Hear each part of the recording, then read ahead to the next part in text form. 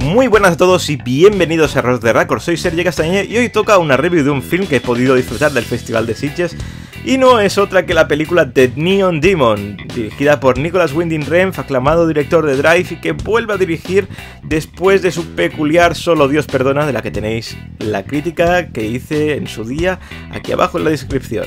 La película está protagonizada por la jovencísima Elle Fanning junto con Gina Malone y la aparición estelar de Keanu Reeves. La película nos habla de Jessie, una chica que llega a Los Ángeles, California, para hacer su sueño realidad, convertirse en una supermodelo.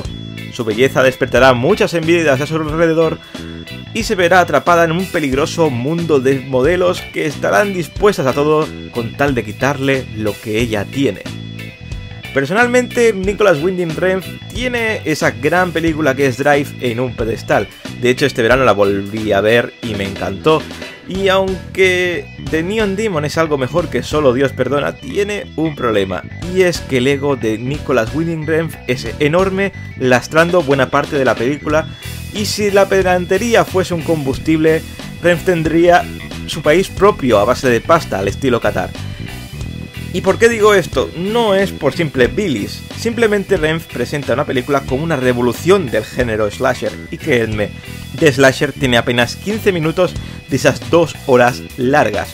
Una hora, todo se ha dicho, bastante buena, y la última que envía a tomar vientos toda la primera parte. Durante la primera hora hace un ejercicio de estilo, de entender, de moda, pero en la segunda hora algunas situaciones son tan intento de revolucionar el panorama en general, que más que provocar estilo, provoca risa.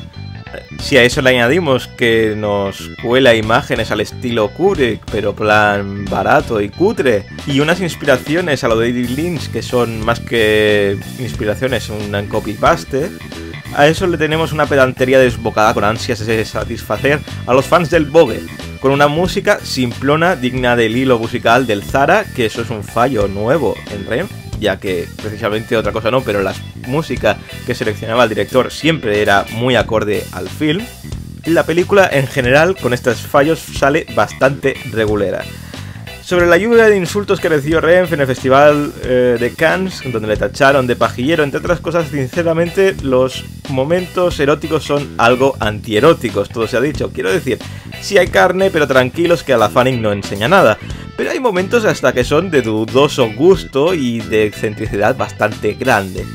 La película tiene puntos positivos, como por ejemplo el nivel elevado de realización, que sí es soberbio, una dirección estética y artística muy buena, junto a una fotografía brillante, a caballo entre Mulholland Drive y los trabajos de Christopher Doyle con el director de fotografía de Wong Kar-wai.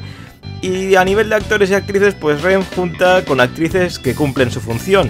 Todas una belleza digna de la mejor pasarela, y a nivel interpretativo, pues bueno, cumplen con creces. Aunque creo que Keanu Reeves podías ponerlo a él o a cualquier otro.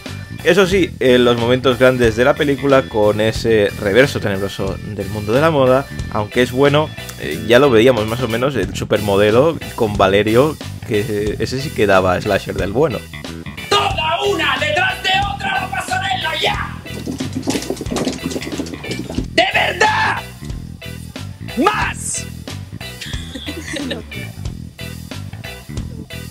Y vamos con las valoraciones. En IMDb ha conseguido un 6,1, en Metacritic un 50 sobre 100, y en Error de Record le vamos a dar un 4,5 porque la película es excesiva, pretenciosa, pero tiene momentos dignos y para al menos pegarte un buen vistazo visualmente a nivel fotográfico. Recordad que las valoraciones son personales y que si tenéis la vuestra pues podéis dejarla aquí abajo en la caja de comentarios. Y nada más por hoy, suscribiros y darle al like que ayuda y mucho a subir contenido a este canal, y nos vemos en el próximo vídeo con mucho más cine.